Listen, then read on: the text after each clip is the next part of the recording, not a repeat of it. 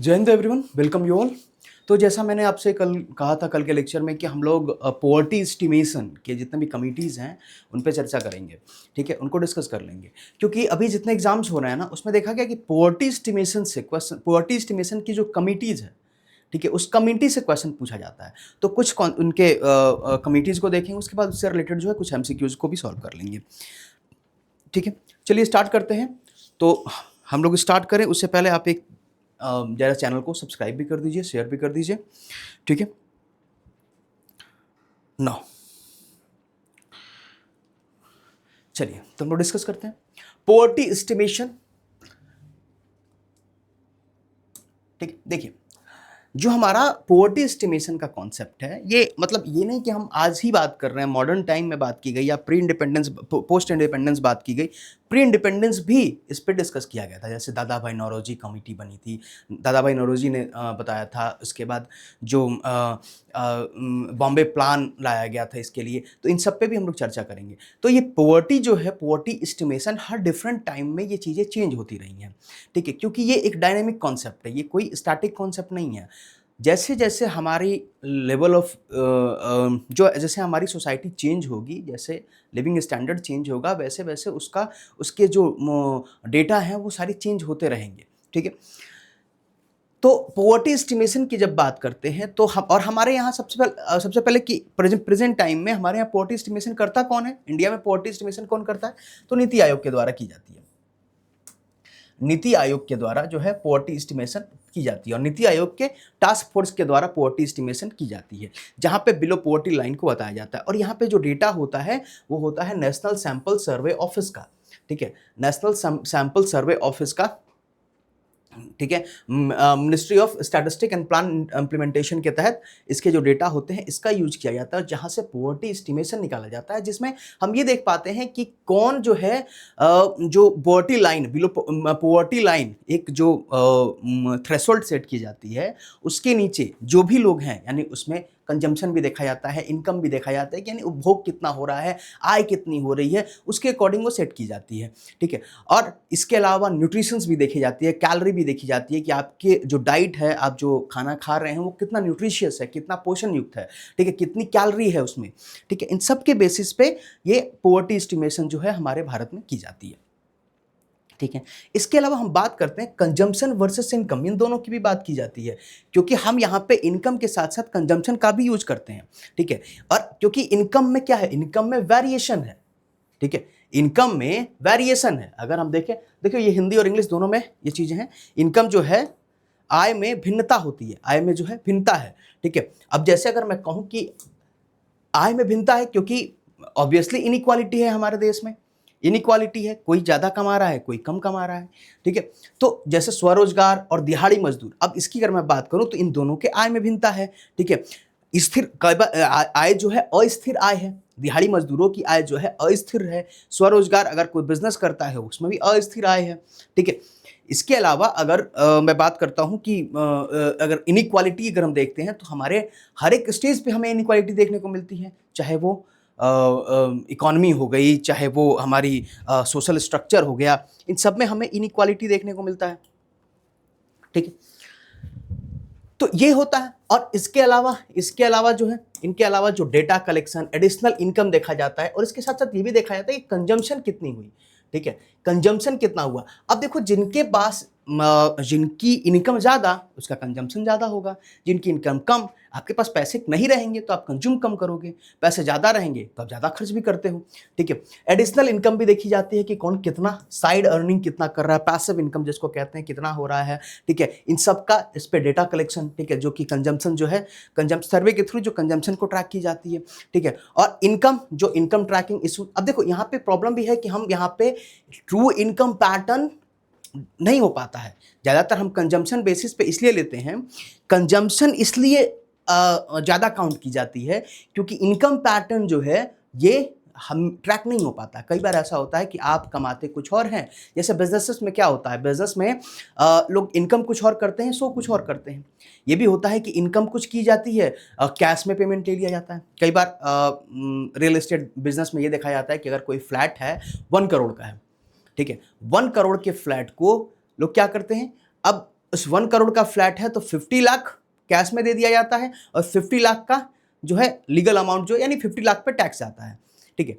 तो अब कहने का मतलब फ्लैट तो 1 करोड़ का हुआ, ठीक है, लेकिन यहां पे अब जो आय होगी, रियल एस्टेट को जो आय होगा, ये तो पता नहीं चल पाएगा ना। वो 50 लाख का जो कैश पेमेंट हुआ है उसका तो कोई ट्रैक नहीं होगा, इसलिए इनकम को ट्रैक कर पाना थोड़ा मुश्किल होता है, एग्जैक्ट ट्रैकिंग नहीं हो पाती है। लेकिन कंजम्पशन को ट्रैक की जा सकती है कि कंज्यूम कितना किया गया। अगर फ्लैट बिका तो कंजम्पशन तो हुई, ठीक है, तो कंजम्पशन के बेसिस पे ट्रैक किया जा सकता है, ठीक है। तो इसलिए हम ज़्यादातर जब पॉवर्टी बिलो पॉवर्टी लाइन के लिए जो भी डेटा ली जाती है उसे कंजम्पशन के बेसिस पे ली जाती है, ठीक है, कंजम्पशन को ज़्यादा फोकस किया जाता है इसमें।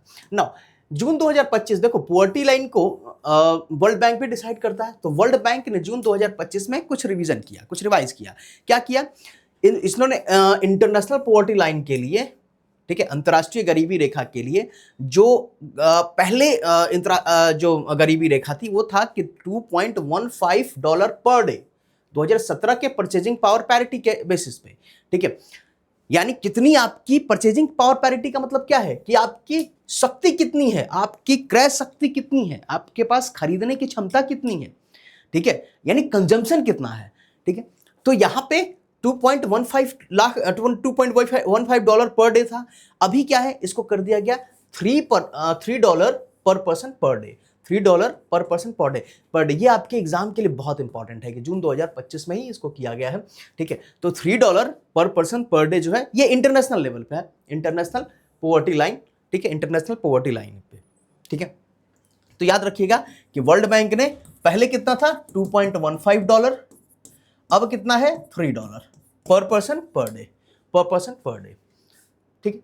नाउ मैं बात करता हूं कमिटीज की।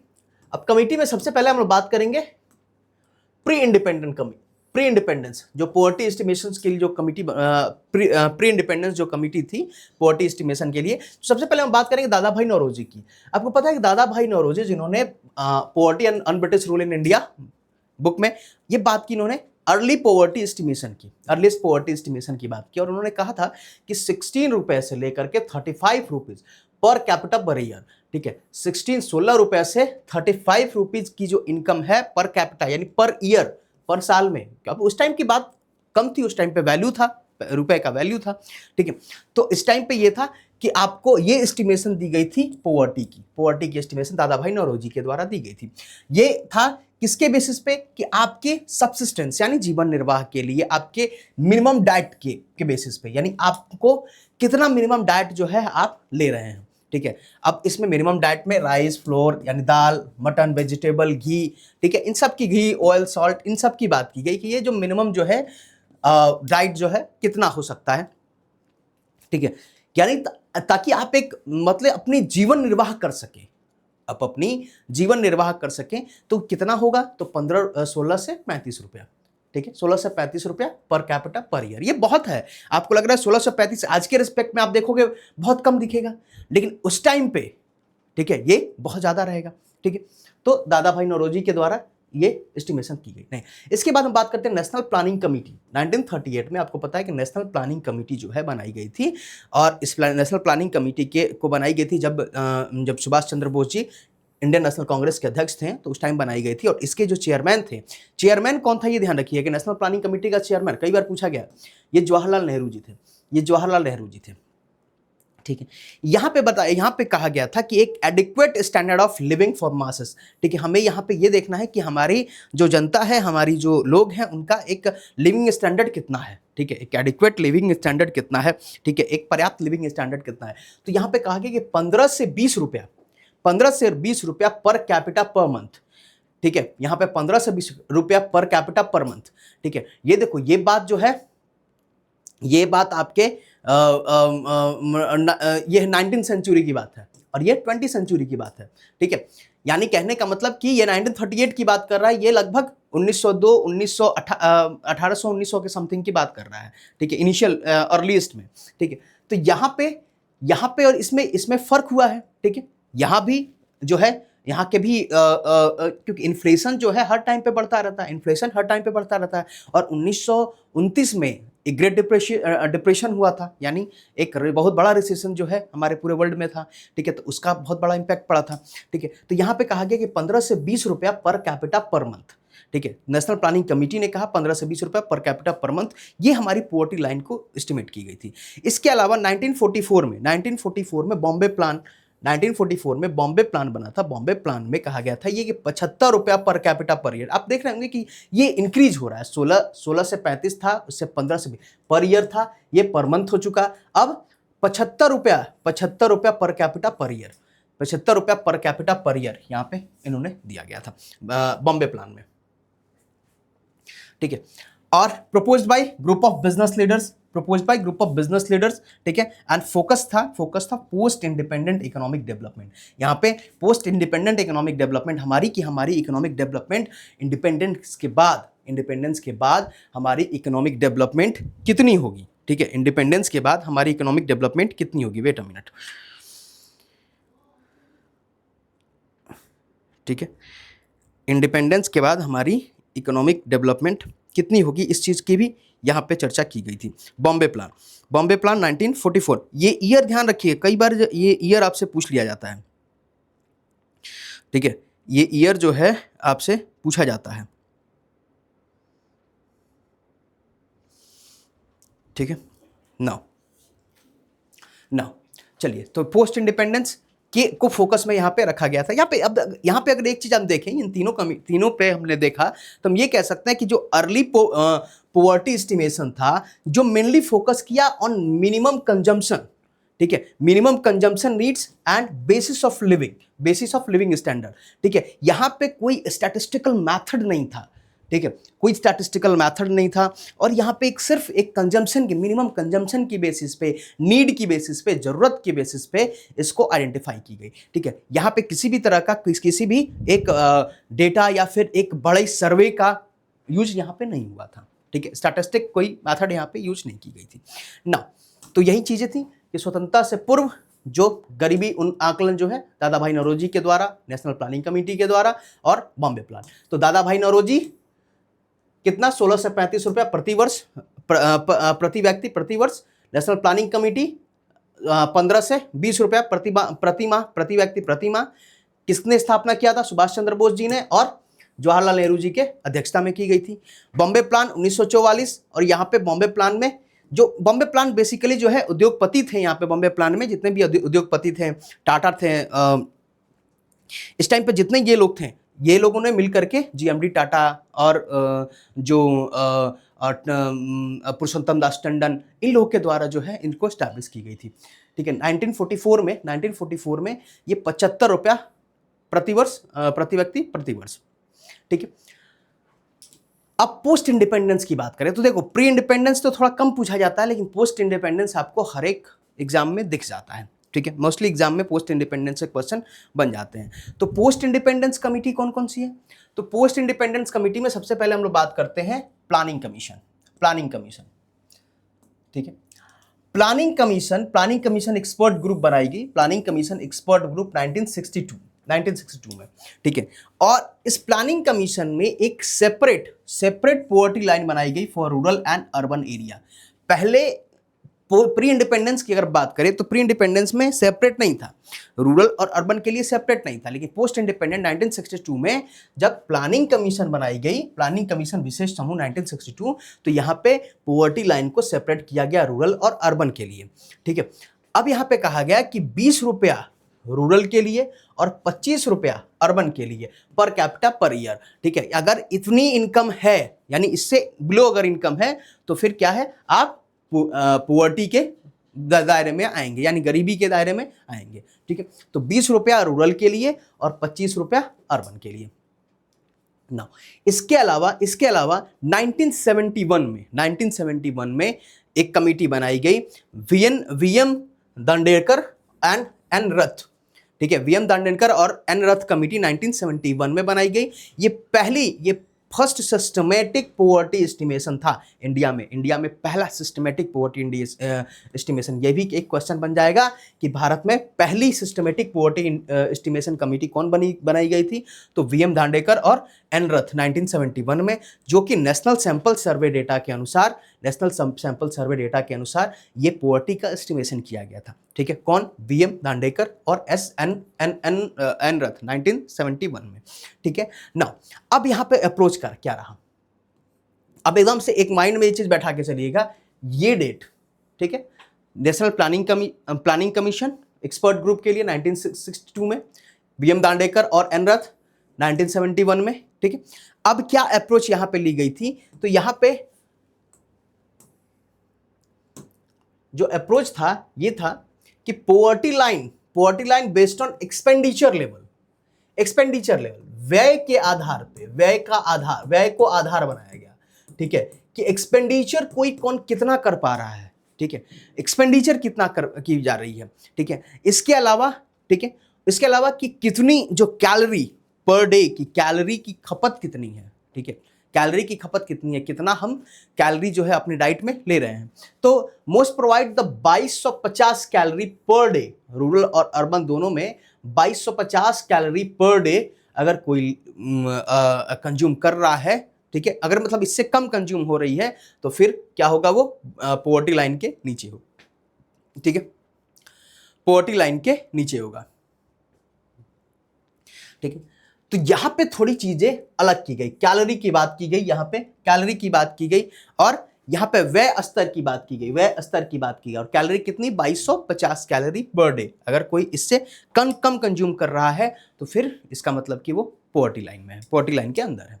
ठीक है, इसका महत्व क्या हुआ कि यहां पे हमने एक्सपेंडिचर बेस्ड पॉवर्टी एस्टिमेशन की बात की। हम लोग यहां पे एस्टिमेशन जो एक्सपेंडिचर बेस्ड जो है व्यय के आधार पे पॉवर्टी एस्टिमेशन की बात यहां पे की गई। ठीक है, अब यहां से पूछा जाएगा कि आपके कब किस कमिटी ने पहली बार व्यय के आधार पे पॉवर्टी एस्टिमेशन की बात की, तो व्यय के आधार पे पॉवर्टी एस्टिमेशन किसने किया, तो व्यय के आधार पे किया गया दांडेकर और रथ कमिटी 1971 के आधार 1971 में। ठीक है, अब यहाँ पे एक मिनिमम कैलोरी नॉर्म्स की बात की गई, यहाँ पे मिनिमम कैलोरी नॉर्म्स की बात की गई कि मिनिमम कितनी आप कैलोरी जो है, कि मिनिमम कितना कैलोरी का मानक जो है आप ले रहे हैं, और कितनी आप अपने डाइट में कितना मिनिमम कैलोरी जो है कंज्यूम की जा रही है। ठीक है, तो कैलोरी के बेसिस पे पहली बार ये बात किसने किया, यहाँ पे की गई दांडेकर कमेटी और दांडेकर एंड रथ कमेटी के द्वारा। ठीक है, नाउ नेक्स्ट हम लोग बात करते हैं अलग कमेटी 1979 में अलग कमेटी बनाई गई, और यहाँ पे प्लानिंग कमीशन के द्वारा एक कमेटी को सेटअप किया गया था, और जिसके चेयरमैन थे वाई के अलग इसके चेयरमैन थे। यहाँ पे अलग कमेटी में पॉवर्टी लाइन की बात की गई based on nutrition requirement plus consumption expenditure. अब दोनों की यहाँ पे बात की गई कि न्यूट्रिशन की भी बात की गई, पोषण कितना है, पोषण और व्यय कितना है, व्यय। ठीक है, उपभोग व्यय कितना है, उपभोग का व्यय कितना है। ठीक है, तो इन दोनों पे बात की गई किसके द्वारा, 1979 में अलग कमेटी के द्वारा। ठीक है, और यहाँ पे एक सेपरेट रूरल और अर्बन पॉवर्टी लाइन की बात की गई, सेपरेट और रूरल अर्बन पॉवर्टी लाइन, और पॉवर्टी एस्टिमेशन इन्फ्लेशन के आधार पे, यूजिंग इन्फ्लेशन यानी प्राइस लेवल एडजस्टमेंट के आधार पे, इन्फ्लेशन के आधार पे जो है, महंगाई के आधार पे, महंगाई को एडजस्ट करते हुए, ठीक है, पॉवर्टी एस्टिमेशन की बात की गई। ठीक है, महंगाई को एडजस्ट करते हुए। इसके अलावा 1993 लकड़वाला कमेटी, यहाँ पे D T Lakdawala chaired by D T Lakdawala, और जो कि यहाँ पे सीपीआई को बेसिस मानी गई। यहाँ पे सीपीआई को कंज्यूमर प्राइस इंडेक्स, उसमें भी consumer price index industrial worker, CPI में होता है ना, कंज्यूमर सीपीआई होता है, सीपीआई रूरल होता है, इंडस्ट्रियल वर्कर होता है। ठीक है, तो यहाँ पे CPI industry, CPI agricultural worker होता है। ठीक है, तो यहाँ पे सीपीआई इंडस्ट्रियल वर्कर के आधार पे इसको बेसिस माना गया। इसके अलावा सीपीआई एग्रीकल्चरल लेबर रूरल के आधार पे भी बेसिस माना गया। ठीक है, जो एक पुअर कंजम्पशन का इंडिकेटर है। अब क्योंकि सीपीआई इंडस्ट्रियल वर्कर, देखो कभी भी पोवर्टी मानी जाएगी, आधार इसी को लेके मानी जाएगी ना। अब हम पोवर्टी में किसी को आधार मानी जाएगी, पोवर्टी के लिए आधार बनाई जाएगी, तो अब कॉर्पोरेट वर्कर्स को तो नहीं मानी जाएगी कि जो कॉर्पोरेट में काम कर रहा हो, या फिर जो कोई बड़ा बिजनेसमैन हो उसको आधार तो लेकर के नहीं बनाई जाएगी। तो यहाँ पे आधार कहा गया कि सीपीआई इंडस्ट्रियल वर्कर अर्बन के लिए और सीपीआई एग्रीकल्चरल वर्कर रूरल के लिए।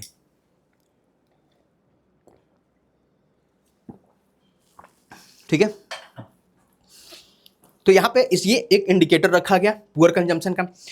यहां पे कहा गया कि calorie based consumption approach, calorie based हमें कंजम्पशन अप्रोच रखना होगा। हमारा अप्रोच जो होना चाहिए वो कैलोरी के बेसिस पे हमारी कंजम्पशन अप्रोच होनी चाहिए। इसके अलावा स्टेट स्पेसिफिक पोवर्टी लाइन, अब यहाँ पे याद रखिएगा, ये यहाँ पे क्रिएट किया गया, लकड़वाला कमेटी ने क्रिएट किया स्टेट स्पेसिफिक पोवर्टी लाइन। ये क्वेश्चन पूछा जाता है कि राज्य specific state specific poverty line किसके द्वारा, कौन सी कमेटी का रिकमेंडेशन था कि राज्य specific state specific poverty line बनाई जाए, कि हर एक स्टेट जो है अपनी पोवर्टी लाइन बनाए। ठीक है, कि हर एक स्टेट के पास एक एक्यूरेट सर्वे मिलेगा। इनका कहना था कि एक सर्वे जो होगा एक्यूरेट होगा और एक माइन्यूट लेवल पे, यानी एक स्टेट के स्तर पे सर्वे होगी।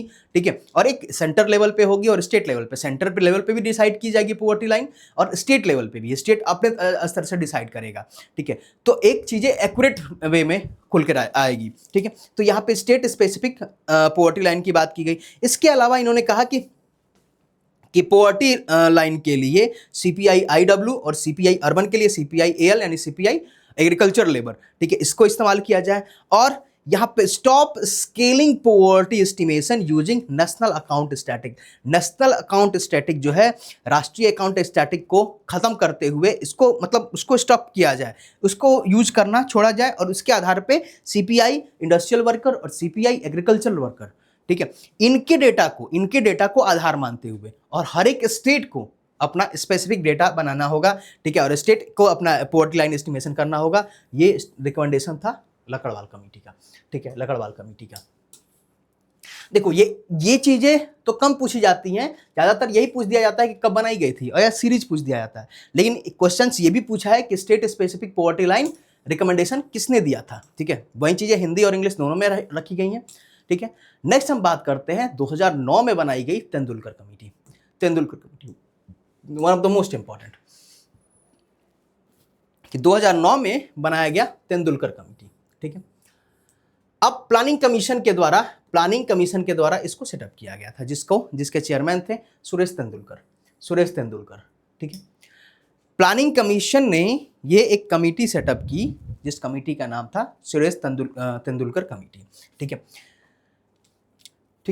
इनका उद्देश्य था कि जो रिव्यू करना पोवर्टी एस्टिमेशन मैथडोलॉजी को, जिस मेथड को यूज की जा रही है, पोवर्टी एस्टिमेशन में जिस मेथड को यूज की जाती है उसका रिव्यू करना, उसकी समीक्षा करना, पोवर्टी एस्टिमेशन को जो रिव्यू किया जा जो यूज की जा रही है जो मेथड, उसकी समीक्षा करना।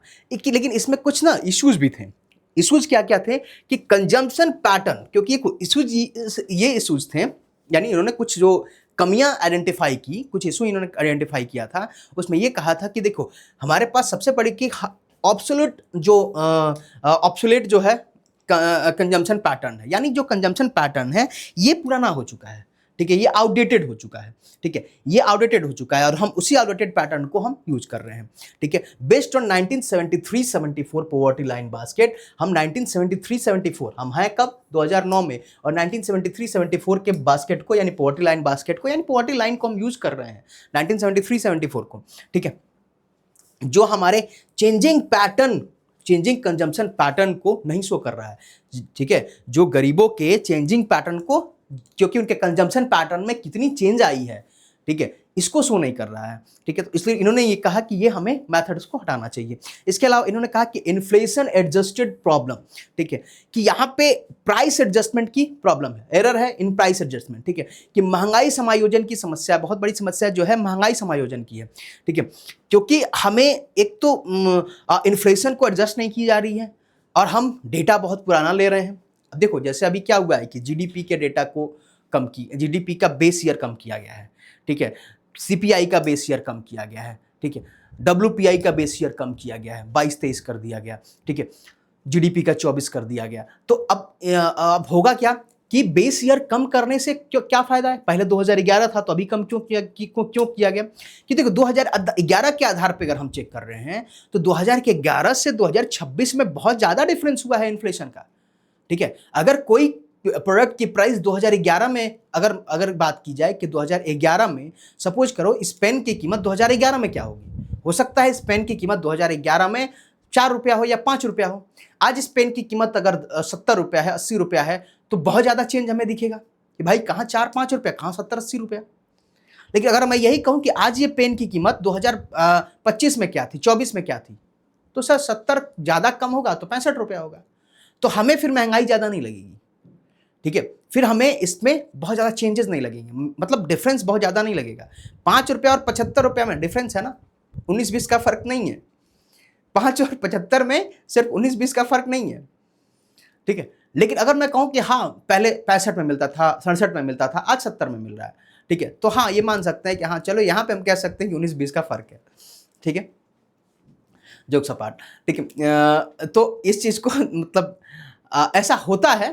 ठीक है, तो अब इसको ये जो बेस ईयर बहुत बड़ा था हमारे लिए, 2011 का बेस ईयर था, उसको कम किया गया, उसको किया गया 2024, 2022 किया गया था WPI के लिए। ठीक है, और तो यहाँ से इसलिए कहा गया कि अब इस बेसिस पे अगर हम काउंट करेंगे तो फिर हमें हमारी जो प्राइस बढ़ी हुई ज़्यादा नज़र नहीं आएगी, उसके आधार पे ज़्यादा बढ़ी हुई नज़र नहीं आएगी। ठीक है, तो यहाँ पे एरर इन प्राइस एडजस्टमेंट हो गया। रीजनल लेवल पे जो कई सारे इश्यूज जो हैं रीजनल लेवल पे है, टाइम का कुछ इश्यूज है, क्योंकि हम इस टाइम स्पैन बहुत ज़्यादा ले रहे हैं। ठीक है, बेस ईयर बहुत ज़्यादा ले रहे हैं। ठीक, इसके अलावा हेल्थ एंड एजुकेशन एक्सपेंडिचर, हम लोग सिर्फ अपना कंजम्पशन किसकी कर रहे हैं? खाने के लिए। ठीक है, कि हम बात सिर्फ खाने की कर रहे हैं, हम बात सिर्फ अपने भोजन में कितना इस्तेमाल कर रहे हैं, अपने डाइट में कितनी कैलोरी ले रहे हैं, इसकी बात कर रहे हैं। लेकिन हमें सिर्फ उसकी बात नहीं, हमें हेल्थ और एजुकेशन के एक्सपेंडिचर की भी बात करनी होगी। ठीक है, हमें हेल्थ और एजुकेशन की बात करनी होगी, क्योंकि सिर्फ कंजम्पशन सिर्फ हमें खाना नहीं है ना, हमें अपना स्वास्थ्य भी देखना होगा। ठीक है, हमारे पास हॉस्पिटल एक्सपेंसेस भी हैं, इसके अलावा एजुकेशन भी है, बच्चे पढ़ रहे हैं तो पढ़ने में एक्सपेंसेस भी है। ठीक है, तो इस एक्सपेंसेस को भी हमें काउंट करना होगा। और स्टेट जो है इसके लिए अर्लियर एजम्पशन जो है कि स्टेट प्रोवाइड दिस सर्विसेज। ठीक है, कि स्टेट ये प्रोवाइड कर रहा है। ठीक है, कि ये सर्विसेज, ये मतलब ये एक एजम्पशन ये था कि स्टेट, राज्य जो है ये सारी सर्विसेज प्रोवाइड कर रहा है। ठीक है, तो राज्य क्या प्रोवाइड कर रहा है? हाँ, हेल्थ प्रोवाइड कर रहा है कि सरकारी हॉस्पिटल है, जरूरी तो है नहीं कि सभी सरकारी हॉस्पिटल में जाते हो। ठीक है, एजुकेशन प्रोवाइड कर रहा है, कितने तक? ये भी तो है नहीं कि पूरा एजुकेशन गवर्नमेंट के थ्रू ही हो जा रहा है, नहीं हो रहा है। ठीक है, तो यहाँ पे सुरेश तेंदुलकर कमेटी ने कहा कि नहीं, ये हमारे लिए एक एजम्पशन है कि हम सिर्फ स्टेट ये दोनों चीजें प्रोवाइड कर रहा है, तो हमारा अपना एक्सपेंडिचर भी इसमें लग रहा है, चाहे हेल्थ के मामले में हो चाहे एजुकेशन के मामले में हो। ठीक है, और हम यहाँ पे क्या कर रहे हैं? प्राइवेट स्पेंडिंग को हम इग्नोर कर रहे हैं। प्राइवेट जो है हाउस होल्ड, यानी हमारे द्वारा जो स्पेंड किया जा रहा है, जो पैसे लग रहे हैं, उसको एलिमिनेट की जा रही है, उसको इग्नोर किया जा रहा था। ठीक है, कि हेल्थ और एजुकेशन में लोगों का पैसा नहीं लगता, ऐसा तो है नहीं कि हेल्थ एजुकेशन में भी पैसा लग रहा था। ठीक है, तो अब यहाँ पे इसलिए कहा गया, तेंदुलकर कमेटी ने कहा कि हम लोग जो पॉवर्टी एस्टिमेशन कर रहे हैं वो ये रॉन्ग हो जा रहा है। ठीक है, कि ये कई सारे जो डेटा है जो हम छुप जा रहे हैं, जिसको हम लोग इग्नोर कर दे रहे हैं। ठीक है, अब यहाँ पे जो तेंदुलकर कमेटी ने जो रिकमेंडेशन दिया कि हमें shift from calorie based approach से हमें शिफ्ट करना होगा। ठीक है, हमें एक्चुअल कंजम्पशन बास्केट की बात करनी होगी। ठीक है, सिर्फ हम कैलोरी नॉर्म्स की ही बात नहीं करनी होगी, एक्चुअल कंजम्पशन बास्केट की हमें बात करनी होगी। ठीक है, अगर बात हम सीरियल्स की कर रहे हैं, पल्सेस की कर रहे हैं, milk, oil, vegetable, fruit, sugar, clothing, education, medicine, ठीक है, मेडिकल्स। ठीक है, इसका मतलब कि हमें फूड के साथ साथ हेल्थ और एजुकेशन को भी काउंट करना होगा।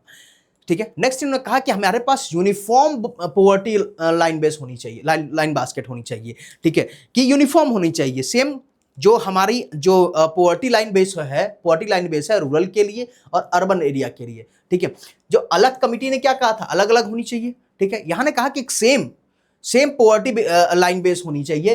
कहने का मतलब कि सेम का मतलब ये है कि इनके कहने का मतलब कि पॉवर्टी एस्टिमेशन लाइन यानी अप्रोच जो होनी चाहिए दोनों के लिए एक सेम होनी चाहिए। ठीक है, दोनों के लिए एक सेम होनी चाहिए, कि हम ऐसा नहीं कि हम रूरल में हैं उनके एजुकेशन को कम मापें हेल्थ को कम माप के चले, अर्बन में है उनको ज़्यादा माप के चले, ठीक है। तो ये चीज़ें, इसलिए एक जो एस्टिमेशन जो होना चाहिए सेम होनी चाहिए। हाँ, उसके बाद जो पॉवर्टी लाइन की बात की गई 2004-5 में, इन्होंने कहा कि 446.68 मंथ रूरल के लिए और 578.80 मंथ पर मंथ किसके लिए, अर्बन के लिए, ठीक है। तो अर्बन के लिए 578 और रूरल के लिए 446, ठीक है। ये आपकी लाइन स्तर है, ये पॉवर्टी लाइन है, इसके नीचे जो होगा वो उसको पुअर माना जाएगा, ठीक है। इस ये 2004-5 के 2004-5 में रही, ठीक है। पॉवर्टी एक्सपेंडिचर इंक्लूडेड जो हेल्थ एंड एजुकेशन एक्सपेंसेस, ठीक है, हेल्थ और एजुकेशन एक्सपेंसेस को जो हाउस होल्ड के द्वारा की जा रही है उसको भी यहाँ पे काउंट करें, ठीक है। इसके बाद न्यू प्राइस एडजस्टमेंट मेथड, यानी प्राइस चेंज को भी एडजस्ट करना होगा। इन्फ्लेशन में कितनी इन्फ्लेशन हो रही है उसको एडजस्ट करना होगा। Consumption pattern changes, consumption pattern में ऐसा नहीं है कि हमेशा हर कंजम्पशन पैटर्न तो हर 2 साल 3 साल पे चेंज हो जाता है, ठीक है। तो हमें इसको चेंजेस यहाँ भी ध्यान रखना होगा। इसके अलावा जो टाइम है, जो प्लेसेस हैं क्षेत्रीय लेवल पे, टाइम के लेवल पे कई सारे चेंजेस होंगे, टाइम टू टाइम कई सारे चेंजेस होंगे, उसको देखना होगा। हमें मिक्स्ड रेफरेंस पीरियड लेना होगा, ठीक है। ऐसा नहीं कि हमें एक यूनिफॉर्म रेफरेंस पीरियड ले लें, हमें पीरियड को, हमें अपने बेस को चेंज करना होगा, ठीक है। और इसके साथ साथ परचेजिंग पावर पैरिटी के बेसिस पे जो है एस्टिमेशन। तो परचेजिंग पावर पैरिटी के बेसिस पे एस्टिमेशन क्या है कि पॉवर्टी लाइन जो है 33 रुपीज पर डे 2004-5 की परचेजिंग पावर पैरिटी के बेसिस पे। ये अब सोच रहे हो 2004-5 क्यों, मैं यहां भी लिया 2004-5, क्या गया यहां पे 2004-5 जो है कि 4-5 को आधार बनाया गया। 2000 पहले क्या था कि पहले इन्होंने क्या कहा कि पहले जो आधार हम लोग बना रहे हैं 2073-74 बना रहे हैं, अब हमने उसको चेंज करके 2004-5 कर दिया, ठीक है। कि 4-5 को आधार बनाएंगे तो एग्जैक्ट एक कैलकुलेशन जो होगी मेरी अच्छी मिलेगी हमें करंट बेसिस पे। जैसा मैंने कहा ना कि 2004-11 की बात कर रहे हैं, तो अगर हम प्रेजेंट टाइम में है 2026 में 2011 की बात करें तो हमें महंगाई ज्यादा लगेगा, ठीक है। वहीं अगर 2024 की बात करेंगे तो महंगाई कम लगेगी, ठीक है, और डेटा एक्यूरेट मिलेगा हमें, ठीक। तो यही बात यहाँ पे की गई कि 2004-5 को रेफरेंस लिया गया, ठीक है। यहाँ पे भी पॉवर्टी लाइन के लिए 2004-5 पैरिटी पावर जो परचेजिंग पावर पैरिटी जो है कि क्रय की शक्ति जो है 2004-5 में देखी गई, तो 33 रुपया पर डे यहाँ पे पॉवर्टी लाइन बताया गया, ठीक है। ओवरऑल पॉवर्टी लाइन 33 रुपया पर डे की बात की गई, ठीक है। परचेजिंग पावर पैरिटी यहाँ पे कहा गया कि हमें परचेजिंग पावर पैरिटी जो है इसको कंपेयर करना होगा अक्रॉस द कंट्री, पूरे कंट्री में क्रॉस जो है मैं इसको कंपेयर करना होगा। और ensure the same basket of goods and services comparison, हमें सेम बास्केट, सेम चीजें लेनी होगी गुड्स और सर्विसेज के कंपैरिजन में, ठीक है। अगर हम गुड्स की बात करें तो गुड्स में क्या चीजें होंगी और सर्विसेज के लिए क्या होगा, दोनों के लिए सेम मेथड्स का हमें इस्तेमाल करना होगा, ठीक है। ये कहा था तेंदुलकर कमेटी ने, ठीक है, तेंदुलकर कमेटी ने। तो यहां पे क्या कहा कि Tendulkar committee shift poverty estimation to more realistic, ठीक है। यहां पे तेंदुलकर कमेटी का जो पॉवर्टी एस्टिमेशन है वो ज्यादा रियलिस्टिक है, ठीक है, क्योंकि बेस ईयर भी चेंज किया गया, परचेजिंग पावर की बात की गई, हेल्थ एंड एजुकेशन को भी शामिल किया गया, तो यहाँ पे ये ज्यादा रियलिस्टिक देखने को मिल रहा है। कंजम्पशन बेस्ड है एंड ग्लोबली कंपेरेबल है, ठीक है, परचेजिंग पावर अप्रोच, यानी हम ग्लोबल लेवल पे इसको कंपेयर कर रहे हैं, ठीक है। जैसे यहाँ पे कहा गया ना कि हमें ग्लोबली जो है परचेजिंग पावर को कंपेयर करना होगा, ठीक है, यानी कंट्री अक्रॉस द कंट्री हमें परचेजिंग पावर को कंपेयर करना होगा, including health, education and price variation. हम प्राइस वेरिएशन को भी चेक कर रहे हैं, हेल्थ को भी देख रहे हैं, एजुकेशन को भी देख रहे हैं, यानी तेंदुलकर कमेटी का एस्टिमेशन जो है एक काफी एक्यूरेट जो है एस्टिमेशन रहा है, काफी रियल रहा है। इसके बाद बात करते हैं रंगराजन कमेटी। देखो कई जगह 2012 2014 भी लिखता है, तो 2012 की बात। तो रंगराजन कमेटी, अब रंगराजन कमेटी क्या कह रहा है कि setup after the controversy over the planning commission, ठीक है। यहां पे कई सारे कंट्रोवर्सी जब हुई प्लानिंग कमीशन को लेकर के, उसके बाद पॉवर्टी लाइन को लेकर के, तो पॉवर्टी लाइन को यहाँ पे एक उसको सेटअप किया गया और कहा गया कि 22 रुपया पर डे रूरल के लिए, 22 रुपया पर डे रूरल के लिए जो है, इसको लेकर के काफी कंट्रोवर्सी भी हुई थी। अब यहाँ पे जो कमेटी बनाई गई, जिस कमेटी के चेयरमैन थे सी रंगराजन, ठीक है, सी रंगराजन कमेटी के चेयरमैन थे। इनका ऑब्जेक्टिव था कि इंटरनेशनल पॉवर्टी एस्टिमेशन मेथड को रिव्यू करना, इंटरनेशनल लेवल पे जो पॉवर्टी एस्टिमेशन मेथड को यूज की जा रही है उसको रिव्यू करना, ठीक है, ताकि हम अपने पॉवर्टी लाइन को और स्टेबल कर सके और अच्छा कर सके। एक सुटेबल मेथड इंडिया के लिए, एक सुटेबल मेथड डेवलप करना, ठीक है। And link poverty estimates with the government schemes, government schemes के साथ हम पॉवर्टी एस्टिमेशंस को गवर्नमेंट स्कीम्स के साथ लिंक करें, उसकी एलिजिबिलिटी देखें, एंटाइटलमेंट्स देखें, ठीक है, कि हम किसको, अगर गवर्नमेंट स्कीम्स है उसका बेनिफिट किसको मिलना चाहिए। अगर हम एक्चुअल बिलो पॉवर्टी को काउंट कर पाएंगे और एक्चुअल हम देख सकेंगे कि हाँ पॉवर्टी लाइन के अंदर कितने लोग हैं, तो हम एक अच्छा पॉलिसी बना सकते हैं पॉवर्टी एलिमिनेशन के लिए, पॉवर्टी खत्म करने के लिए, ठीक है। तो यहाँ पे सी रंगराजन कमेटी की जो रिकमेंडेशन रही, ये भी देख लीजिए। सी रंगराजन कमेटी की क्या रिकमेंडेशन रही, इन्होंने कहा, रिकमेंड किया मेथोडोलॉजी यूज्ड। क्या मेथोडोलॉजी यूज किया गया, यहां पे कहा गया कि centre for monitoring Indian economy, इनके सर्वे के आधार पे, इस सर्वे के आधार पे जो है हमें अपनी पॉवर्टी लाइन को एस्टिमेट करना होगा, ठीक है। और यहां पे household considered poor if unable to save, यहां पे कहा गया कि हम किसी को पुअर कब कहेंगे, जब वो सेव नहीं कर सकता। आज जो कमाया वो खत्म हो गया, वो कंज्यूम कर लिया, उसने उसको बचाया नहीं पाया, पैसे को रख नहीं पाया, सेव नहीं कर पाया। देखो इस सब चीज़ों पे बहुत क्वेश्चन को टफ करना होगा, तब यहाँ पे जाएगा, ठीक है। ज़्यादातर यूपीएससी में इस तरह की चीज़ें पूछी जाती हैं, हाँ, लेकिन जिस तरह से क्वेश्चन पैटर्न जो चेंजेस हो रहे हैं, कहीं से क्वेश्चन पूछा जा सकता है, ठीक है। अभी एडीओ में भी पूछा गया था इधर से, ठीक है। तो आपको अगर पेपर टफ करना होगा तो यहाँ से क्वेश्चन पूछा जाएगा, नहीं तो सिंपली पूछ दिया जाता है कि क्या क्या इनके ईयर्स वगैरह पूछ दिए जाते हैं, क्रोनोलॉजी में सजाने के लिए पूछ दिया जाता है, ठीक है।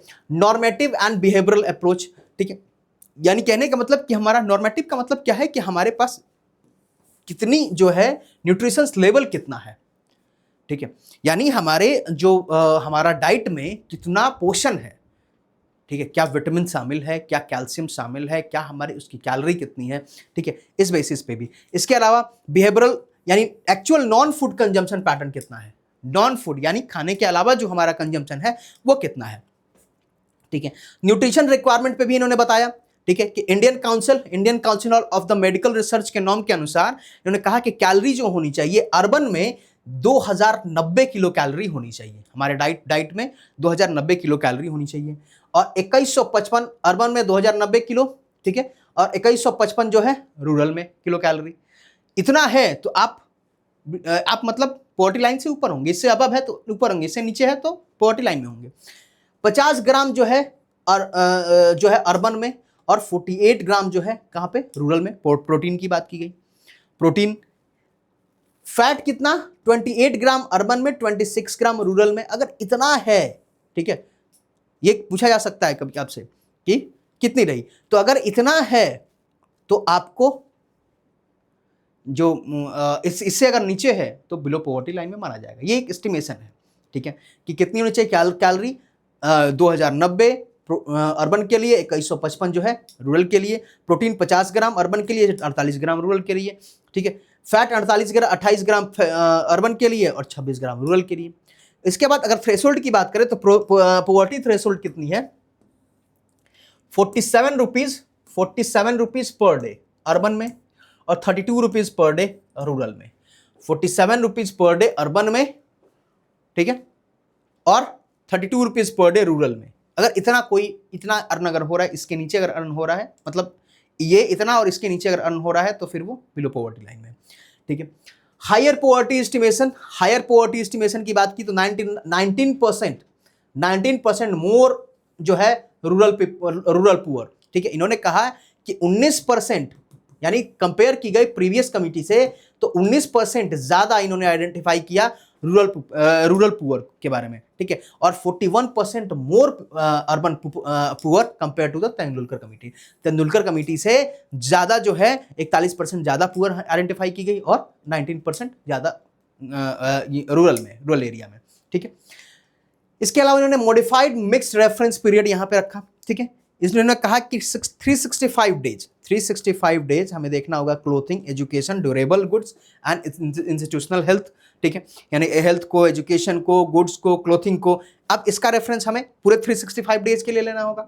7 days perishable item, oil, meat, fruits, ठीक है, और 30 डेज रेस्ट यानी फूड, फ्यूल जो है, सर्विसेज हैं, रेंट हैं, इनके लिए 30 डेज यानी 1 महीने में काउंट की जाएगी, ठीक है।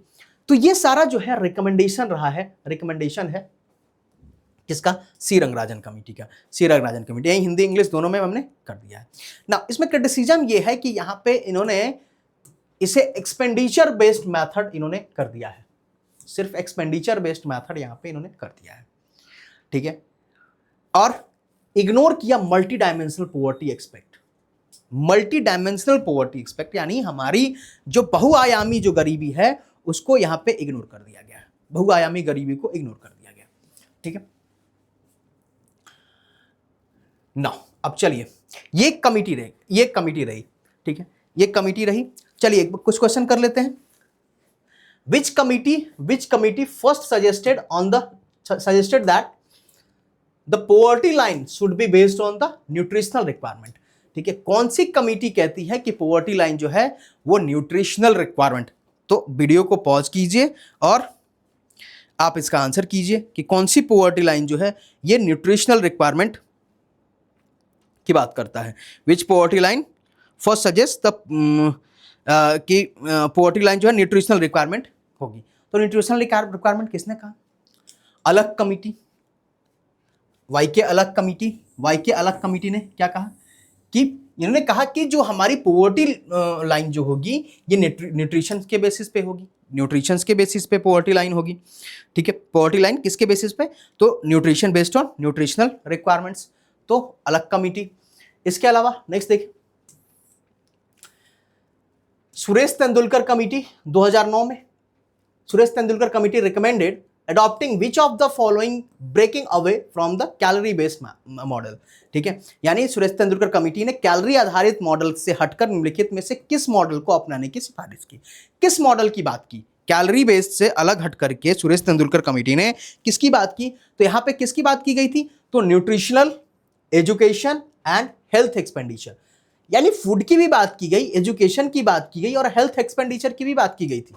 तेंदुलकर कमेटी ने यही कहा ना कि भाई जो हम बात सिर्फ और सिर्फ हम कैलोरी की कर रहे हैं, सिर्फ फूड की कर रहे हैं, हम एजुकेशन और हेल्थ की तो बात ही नहीं कर रहे हैं। एजुकेशन और हेल्थ में तो ये मान के चल रहे हैं कि ये स्टेट स्पॉन्सर्ड है, ठीक है, लेकिन यहाँ पे हाउस होल्ड के कंजम्पशन की बात नहीं कर रहे हैं। हाउस होल्ड भी तो एक्सपेंडिचर कर रहा है, यानी लोग भी तो एक्सपेंडिचर कर रहे हैं हेल्थ और एजुकेशन में, तो हमें उसे भी काउंट करना होगा। तो यहाँ पे उन्होंने इस मैथड को चेंज किया था, ठीक है। नेक्स्ट देखिए, which committee recommended a higher poverty line, ठीक है, estimating 29.5% of the population to the poor in 2011-12, ठीक है।